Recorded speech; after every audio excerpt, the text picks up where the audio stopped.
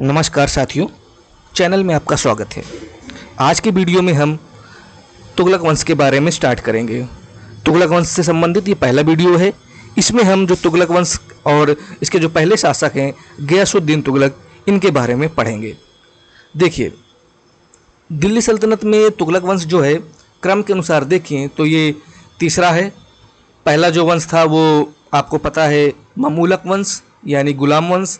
दूसरा जो है वो खिलजी वंश, ठीक है। और तीसरा जो है अब ये तुगलक वंश। तुगलक वंश के बारे में कहा जाता है, मतलब ऐसा है, कहा क्या जाता है कि ये दिल्ली सल्तनत पर जो शासन करने वाला सर्वाधिक समय तक शासन करने वाला राजवंश है। इसने इनके जो शासक हैं वो 1320 ईस्वी से लेकर 1440 ईस्वी तक शासन करते हैं, और यानी कि कुल मिला के 94 वर्ष तक इनका शासन रहता है।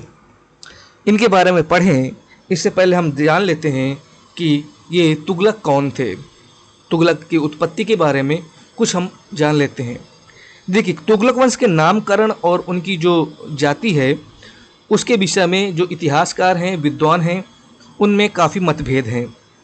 अमीर खुसरो की तुगलकनामा है एक पुस्तक, उससे स्पष्ट होता है कि ये जो है कि ये इन्हें उस पुस्तक में पहाड़ी क्षेत्रों का बताया गया है, और ये भी बताया गया है कि ये तुगलक है, ये शब्द है कि कोई जाति शब्द नहीं है, ये एक प्रकार का एक नाम ही है, ठीक है। मिर्ज़ा हैदर ने इन्हें मंगोल कहा है, जबकि फरिश्ता के अनुसार इन्हें भारत का निवासी ही बताया गया है और एक मिश्रित जाति का ये सदस्य बताए गए हैं। ये तो बात हो गई तुगलकों की उत्पत्ति के बारे में। देखिए, अब बात करते हैं एक तुगलक वंश के जो प्रमुख शासक हैं उनके बारे में जान लेते हैं संक्षेप में। इसके बाद हम अगले एक वीडियो में बारी बारी से विस्तृत तरीके से पढ़ेंगे। तुगलक वंश की स्थापना गियासुद्दीन तुगलक ने की थी, यह हमें पता है जब हमने खिलजी वंश के पतन के बारे में पढ़ा था। खुसरो शाह की हत्या करने के बाद ये गद्दी पर बैठता है, और इस वंश में अगर बात करें तो कुल मिला के 8 शासक होते हैं, जिनमें से प्रमुख होते हैं गियासुद्दीन तुगलक, मोहम्मद बिन तुगलक, फिरोज शाह तुगलक, अलाउद्दीन सिकंदर शाह व नसीरुद्दीन महमूद। अभी हमने जाना कि दिल्ली सल्तनत के काल में तुगलक वंश के शासकों ने सबसे अधिक जो है शासन किया है। लगभग 94 वर्ष तक इन्होंने शासन किया है। तो बारी बारी से हम इन्हीं जो शासक हैं इन्हीं के बारे में पढ़ेंगे, इनके द्वारा जो किए गए कार्य हैं और क्या इंपॉर्टेंट जो फैक्ट हैं जो परीक्षा में पूछे जाते हैं उनके बारे में हम जानेंगे। तो आज की वीडियो में बेसिकली हम गियासुद्दीन तुगलक के बारे में पढ़ेंगे, उसके द्वारा जो किए गए कार्य हैं, उसका जो जीवन है, उसके जो सुधार हैं, उनके बारे में हम जानेंगे। देखिए, अगर गियासुद्दीन तुगलक की बात करें तो गियासुद्दीन तुगलक का शासन जो 5 वर्ष तक रहता है। 1320 ईस्वी में ये गद्दी पे बैठता है और इसका शासन 1325 ईस्वी तक चलता है, ठीक है। इसका जो प्रारंभिक नाम की बात करें तो ये इसका नाम जो है गाजी बेग तुगलक या गाजी तुगलक भी इसे के नाम से भी जाना जाता है। गद्दी पर बैठने के बाद इसने गाजी मतलब कि काफिरों का घातक नामक एक उपाधि धारण की, और यह उपाधि धारण करने वाला वह दिल्ली सल्तनत का पहला शासक होता है जिसने गाजी की उपाधि धारण की थी। अब इसके कुछ प्रारंभिक जीवन से बात कर लेते हैं, जान लेते हैं कि इसका जो सुल्तान बनने का सफ़र कैसे रहता है। अमीर खुसरो की पुस्तक तुगलकनामा से जानकारी मिलती है कि प्रारंभ में ये जलाउद्दीन खिलजी है, उसके शासनकाल में ये जलाउद्दीन खिलजी का जो है अंगरक्षक होता है, ठीक है। इसके बाद यो अलाउद्दीन जो है के काल में ये सीमा रक्षक का पद दे दिया जाता है, यानी कि इसको मंगोल जो आक्रमण होते हैं उस सीमा पर ये तैनात होता है और काफ़ी अच्छा काम करता है। इसके बाद दीपालपुर का इसे सूबेदार अलाउद्दीन खिलजी के समय में बना दिया जाता है। इसके बाद ये कुतुबुद्दीन मुबारक शाह खिलजी के समय में ये उत्तर पश्चिम सीमा प्रांत का सूबेदार होता है। और इसके बाद की फिर आपको कहानी पता है कि कैसे ये आक्रमण करता है और खिलजी वंश का जैसे वो मतलब कि विनाश कर देता है, उसे समाप्त कर देता है। ये तो बात हो गई इसके सुल्तान बनने तक के सफ़र की।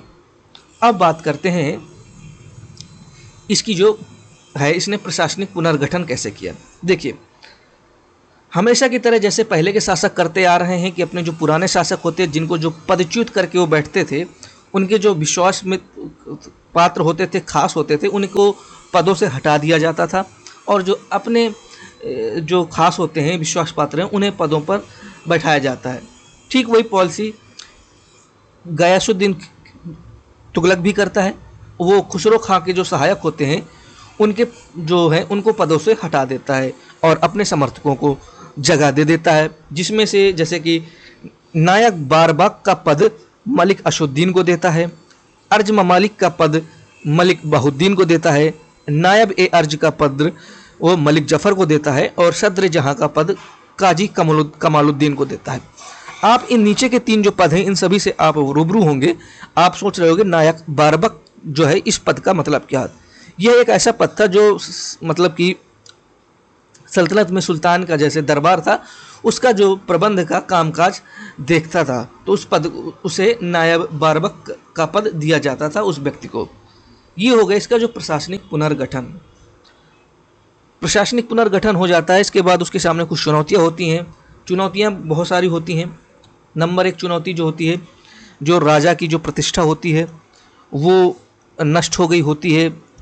इसके बाद जो है राजकोष बिल्कुल भी खाली हो गया होता है, क्योंकि जो इसके जो खिलजी वंश के जो बाद के शासक थे वो अपनी सत्ता बचाने के लिए काफ़ी सारा पैसा बांटते हैं संतों में, अमीरों में, तो जिससे कि अपने पक्ष में करने के लिए तो एक प्रकार से जो राजकोष है वो बिल्कुल वो बहुत ही खाली हो जाता है। और इसके अलावा जो इसके सामने जो कुछ होते हैं क्षेत्रीय जो शासक होते हैं वो स्वतंत्र घोषित करने लगते हैं, मतलब कि काबू से बाहर निकलने का प्रयास करते हैं, उनको जो उनका सेटलमेंट करना होता है। ये सब इसके सामने जो चुनौतियाँ होती हैं और इसमें ये बारी से बारी मतलब कि कार्य करता है। अब हम बात कर लेते हैं इसके आंतरिक कार्यों के बारे में। आंतरिक कार्यों के अंतर्गत इसने सबसे पहले क्या करता है, कानूनों का संग्रह करवा लेता है। उस समय के जो कानून थे जो कि जिनके आधार पर शासन चलता था उनका वो एक जगह इकट्ठा करवाता है और उन्हीं के आधार पर अपना शासन चलाने का प्रयास करता है।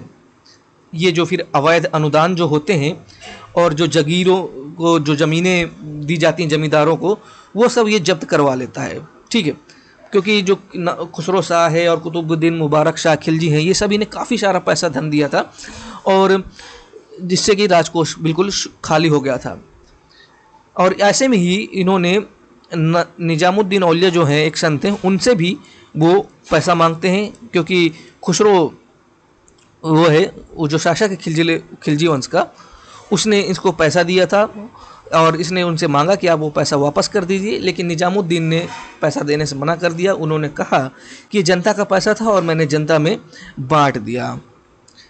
इसके बाद सेना में सुधार के लिए जो अलाउद्दीन खिलजी के समय जो प्रथा चल रही होती हैं हुलिया और दाग जैसी, उन पर ये अड़ग रहता है और उनका वो कड़ाई से पालन करवाता है एवं जो सैनिकों का वेतन का रजिस्टर है वह स्वयं चेक करने लगता है। इनके जो कमीशन की जो प्रक्रिया होती है वेतन देने में, उसको ये ख़त्म करने का प्रयास करता है। सल्तनत काल में यातायात व्यवस्था और डाक व्यवस्था जो है इसको पूर्ण रूप से व्यवस्थित करने का श्रेय गयासुद्दीन तुगलक को प्राप्त होता है। यानी कि इसने यातायात व्यवस्था और जो डाक व्यवस्था थी उसको मजबूत करने का प्रयास किया, इस वजह से इसको यह श्रेय प्राप्त है।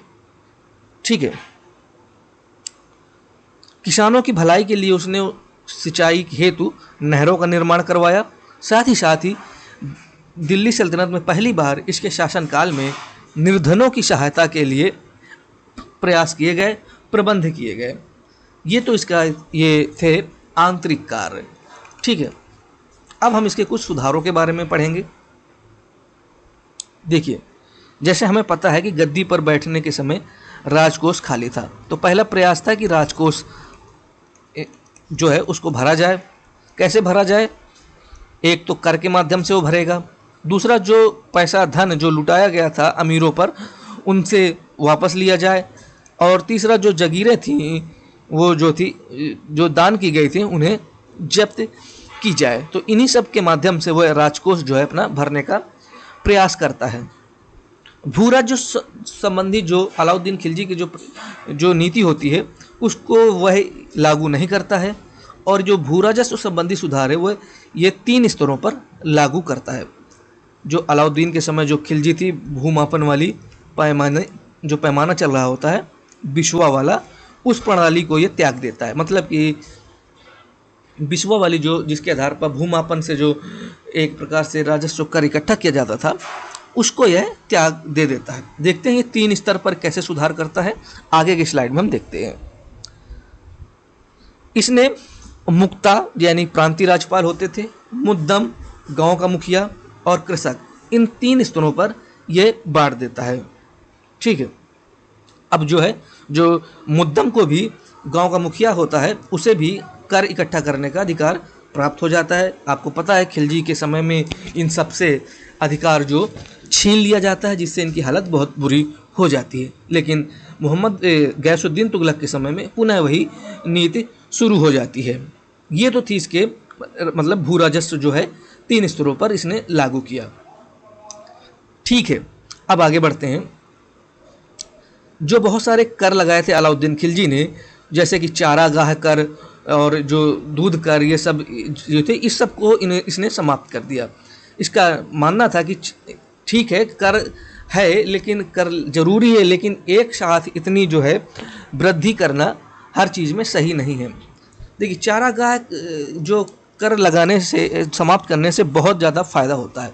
नंबर 1, जो ऐसी ज़मीनें थीं जो मतलब कि जिन पर कोई खेती नहीं करता था या फिर कर की वजह से ऐसे पड़ी रहती थी, उन पर भी अब खेती होने लगती है और मतलब चारागाह जो है वो फसलें जो हैं उगाने लगती हैं, जिससे कि फसल यानी कि बहुत ही ज़्यादा बढ़ जाती है फसल का जो उत्पादन है। और जब फसल का उत्पादन बढ़ता है तो इसको भी मतलब कि शासन को भी फ़ायदा होता है।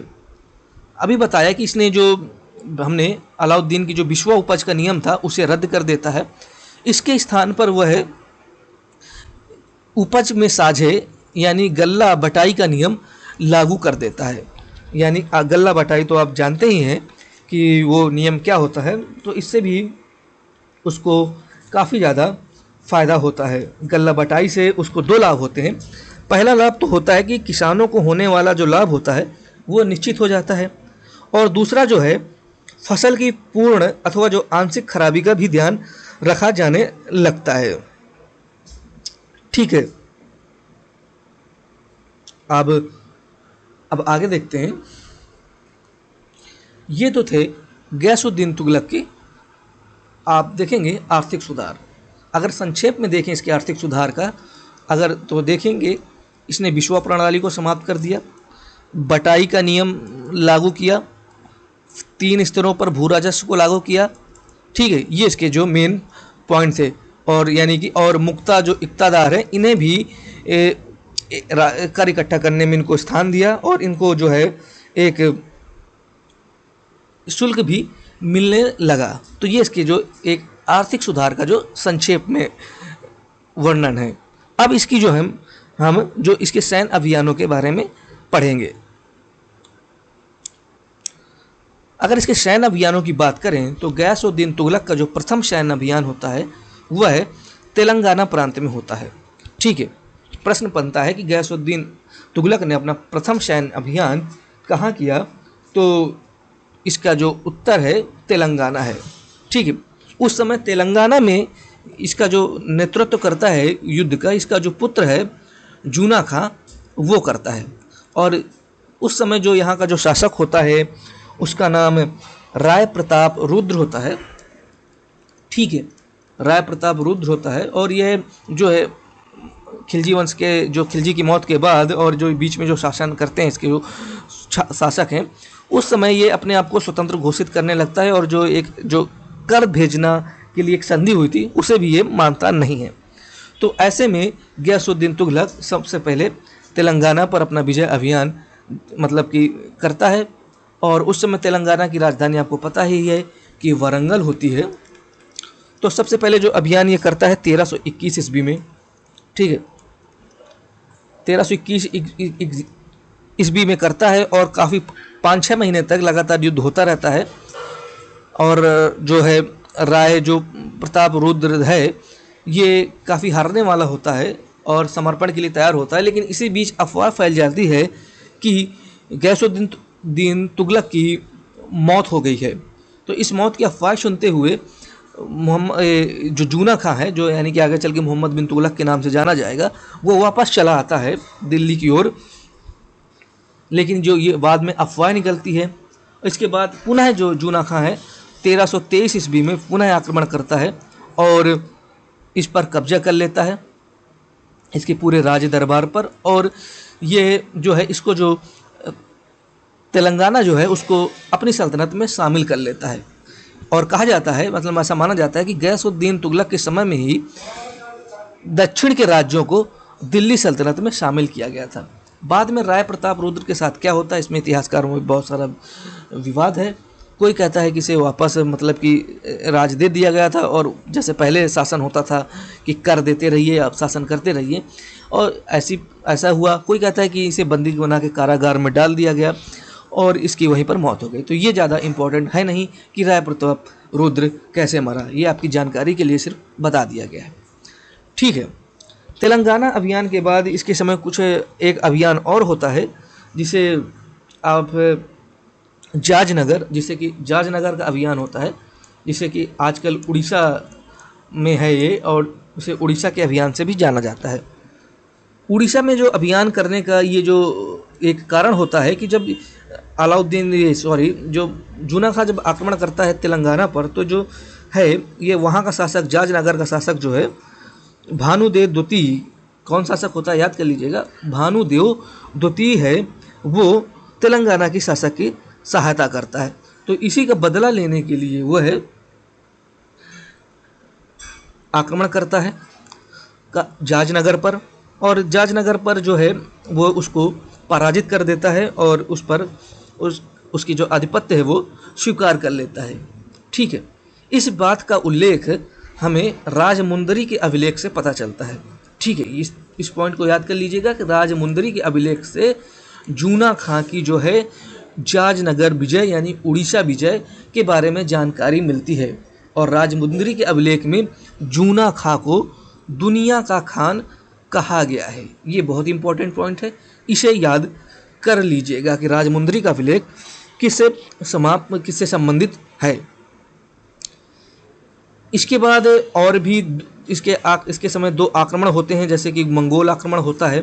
मंगोल आक्रमण को इसका जो शासक होता है, इसका जो सेनापति होता है, वो इसको कंट्रोल कर लेते हैं और मंगोल आक्रमण को दबा देते हैं। ऐसे ही गुजरात अभियान भी इसका होता है और इसमें भी ये सफलता प्राप्त कर लेता है। ये ज़्यादा दोनों महत्वपूर्ण नहीं है, इससे ज़्यादा संबंधित प्रश्न पूछे नहीं जाते। इसके बाद एक अभियान है तिरहुत अभियान। तिरहुत अभियान जो है वो 1324 से 25 के बीच में होता है, और ये जो अभियान होता है ये सुल्तान का जो गयासुद्दीन तुगलक का होता है, ये अंतिम अभियान होता है, और जो इसका उद्देश्य होता है बंगाल में फैली अव्यवस्था को समाप्त करना होता है। आपको बता दें कि बंगाल में इस समय बलबन के जो हैं वंशज शासन कर रहे होते हैं, और इस समय बलबन का ही एक वंशज होता है जो कि शमशुद्दीन फिरोज शाह जो है शासन कर रहा होता है, और इसकी मौत हो जाती है। और जब इसकी मौत हो जाती है तो इसके जो और भाई होते हैं उनके बीच बंगाल में शासन के लिए एक प्रकार से एक लड़ाई होने लगती है, गुटबाजी होने लगती है। तो उन्हीं एक भाइयों में इसका नाम होता है गयासुद्दीन बहादुर। ठीक है, गयासुद्दीन बहादुर जो है वो यहाँ पर शासन करने लगता है, और उसका एक भाई जो है नसरुद्दीन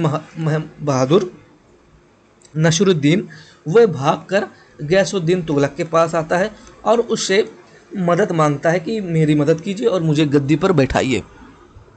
तो एक प्रकार से गयासुद्दीन तुगलक को भी मौका मिल जाता है, वह उसको मदद का आश्वासन देता है और आक्रमण करता है। ठीक है, जब वो आक्रमण करता है इसके बाद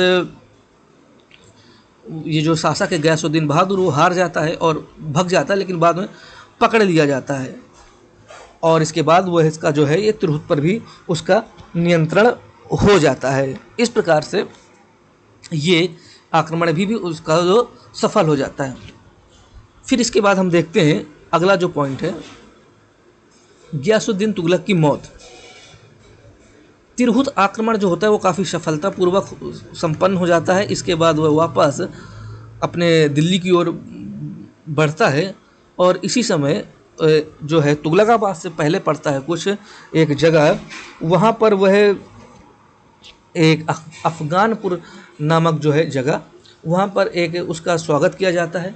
स्वागत में जो है कि उसको एक लकड़ी का एक घर बनाया जाता है और उसमें उसको बैठा दिया जाता है और सामने एक प्रकार से उत्सव चल रहा होता है और हाथियों का प्रदर्शन हो रहा होता है और उसे बैठ के देख रहा होता है।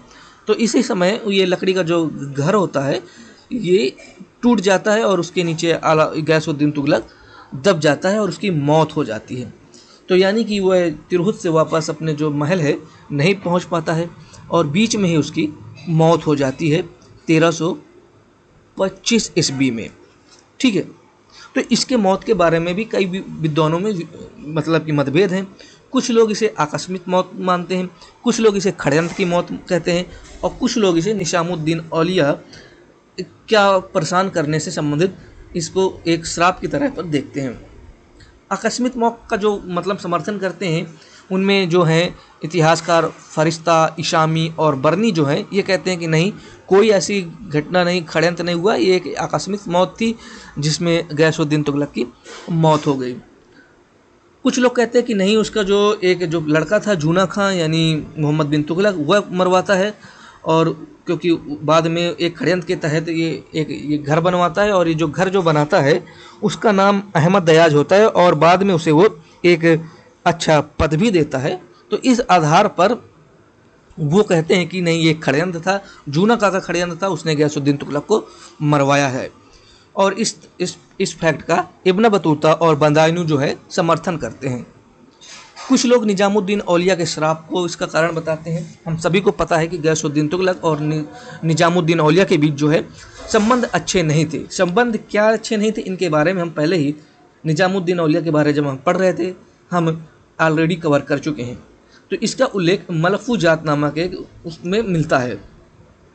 तो इस प्रकार से 1325 ईस्वी में गयासुद्दीन तुगलक की जो है मौत हो जाती है, यानी कि जो तुगलक वंश का जो संस्थापक है, वो पहला शासक है, उसका शासन समाप्त हो जाता है। अब बात कर लेते हैं इसके द्वारा कुछ कराए गए सृजनात्मक कार्य, निर्माण कार्य, जिससे प्रश्न बनते हैं। सबसे पहले तो इसने एक तुगलकाबाद नगर को बसाया। प्रश्न बनता है कि तुगलकाबाद नगर को किसने बताया। बहुत सारे ऑप्शन देंगे, फिरोज शाह तुगलक, मोहम्मद बिन तुगलक, गयासुद्दीन तुगलक। तो इसका सही जवाब है बच्चों गयासुद्दीन तुगलक। इसी नगर में इसने तुगलकाबाद दुर्ग का निर्माण करवाया। ठीक है, और इसकी जो दीवारें हैं मिस्र की पिरामिड की तरह झुकी हुई हैं। ठीक है, इसके अतिरिक्त इसने स्वयं का मकबरा बनवाया, अपना खुद का मकबरा इसने बनवाया और इसमें इसने आमलक और कलश का प्रयोग किया। और तुगलक शैली का जो प्रारंभ होता है इसी के मकबरे से प्रारंभ होता है। तो ये बात थी गयासुद्दीन तुगलक के बारे में, जिसमें हमने इसके बारे में, इसका जो शासनकाल है, इसके द्वारा किए गए महत्वपूर्ण कार्य, इसके विजय अभियान और इसके जो आर्थिक और प्रशासनिक सुधार होते हैं, इनके बारे में हमने एग्जाम की दृष्टि से महत्वपूर्ण जो है संक्षेप में पढ़ा। अगले वीडियो में हम जो इस वंश के जो अगले शासक हैं जूना खां यानी मोहम्मद बिन तुगलक, उसके बारे में पढ़ेंगे। तो फिलहाल इस वीडियो में इतना ही। अगर आपको वीडियो पसंद आए तो लाइक कर देना, चैनल को सब्सक्राइब कर देना। कोई प्रश्न हो, कहीं पर कोई चीज़ समझ में ना आई हो तो इसे बेहिचक कमेंट करके पूछ लेना। मिलते हैं अगले वीडियो में।